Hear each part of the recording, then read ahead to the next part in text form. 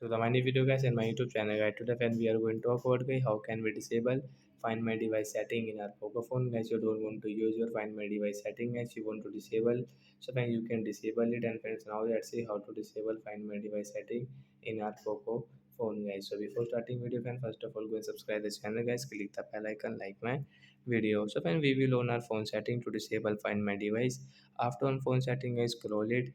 Hence you can see guys your password and security setting guys, click on password and security guys, again scroll. Friends, you can see your privacy setting guys, click on your privacy setting. Friends, you can see your find my device setting. So guys, you want to disable guys, you don't want to use your find my device setting, so guys you can disable from here. So we will tap here to disable, then guys your find my device will disable guys. We cannot use find my device setting in our Poco phone, means guys you cannot track your phone now after disable find my device settings. So that's it guys, thanks for watching the video guys, we will meet on next video. Bye guys, thanks for watching.